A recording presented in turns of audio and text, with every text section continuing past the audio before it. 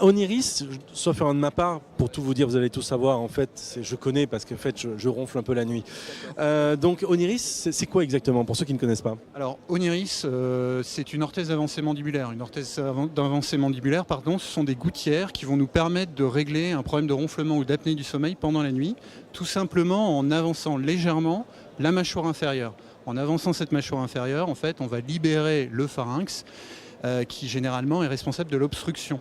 Une obstruction partielle du pharynx crée du ronflement, une obstruction complète crée de l'apnée du sommeil, qui est une maladie très grave, qui peut avoir des conséquences importantes sur la santé. Vous pouvez montrer à quoi ressemble effectivement ce type d'orthèse pour ceux qui ne connaissent pas? Bon, ça c'est pas high-tech, mais bon. Vous voyez, on a une gouttière supérieure, inférieure, et les deux gouttières en fait sont reliées par ce qu'on appelle des biellettes.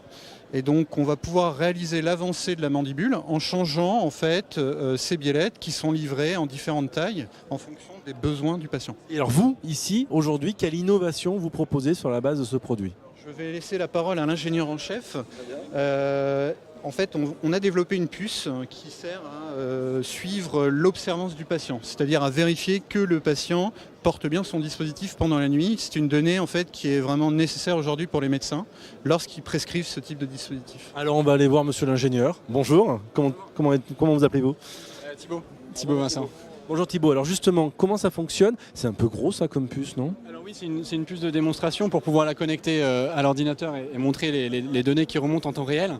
En réalité, elle sera 2 fois plus petite que celle-ci.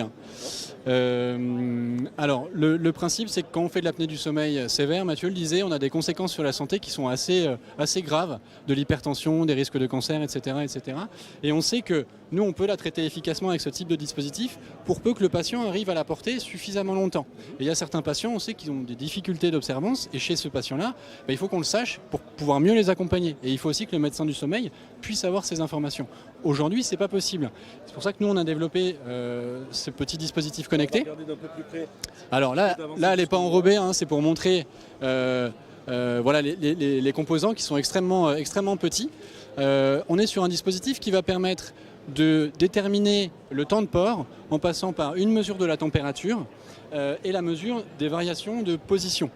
En cumulant ces deux données, nos algorithmes déterminent si le patient porte bien l'orthèse, combien de temps et dans quelle position. S'il est plutôt sur le dos, plutôt sur le côté, toutes ces informations-là sont importantes pour le médecin.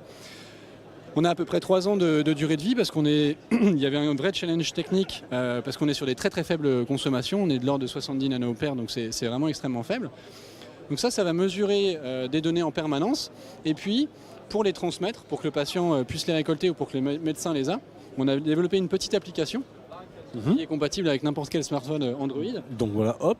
NFC. Ah oui, parce que c'est du NFC, donc par conséquent, pour l'instant, uniquement compatible Android, mais ça viendra peut-être avec l'iPhone. On scanne avec le smartphone la puce et automatiquement la donnée est remontée dans l'application et remontée également dans le cloud sur lequel peut se connecter le médecin traitant du patient. Et là, il va avoir les données sommeil de son patient, voir son niveau d'observance. Donc là, on voit par exemple qu'il est au-dessus de 6 heures de port par nuit, donc c'est suffisant. Voir son profil aussi. Il l'a par exemple enlevé là de 2 à 3 heures du matin. Et puis voir ses positions de sommeil. C'est important parce que là, par exemple, on voit que le patient porte son orthèse pendant 30% de la nuit sur le dos. On sait que sur le dos, il va y avoir davantage de risques d'apnée du sommeil que sur le ventre. Donc c'est des données qui peuvent intéresser le médecin. Et avec tout ça, du coup, le médecin, nous, on va pouvoir mieux accompagner les patients, améliorer leur traitement et apporter une réponse finalement encore meilleure à tous ces patients qui sont atteints d'apnée du sommeil sévère. Aujourd'hui, c'est un dispositif, donc on le voit effectivement qui est là expérimental, pour la démonstration. Votre produit, l'autre produit, est lui déjà commercialisé. Il faut attendre quand, on va dire, pour faire en sorte d'avoir ce type de produit-là miniaturisé, opérationnel? Miniaturisé, ça on l'a quasiment déjà. Opérationnel, on va avoir des prototypes. Après, il y a des validations médicales qui peuvent prendre un petit peu plus de temps. Donc je pense qu'on sera, à mon avis, sur la fin de l'année 2017 de cette année, voilà, ou début de l'année 2018. On change la pile comment? la change pas justement. Et c'est là le challenge, c'est que vous avez vu que la pile était extrêmement petite. On ne peut pas changer la pile parce qu'on est dans un environnement buccal, donc il faut que tout soit étanche et indémontable. Et c'est pour ça qu'il faut qu'on ait en fait cette pile-là nous permette d'avoir une autonomie de l'ordre de 2 à 3 ans.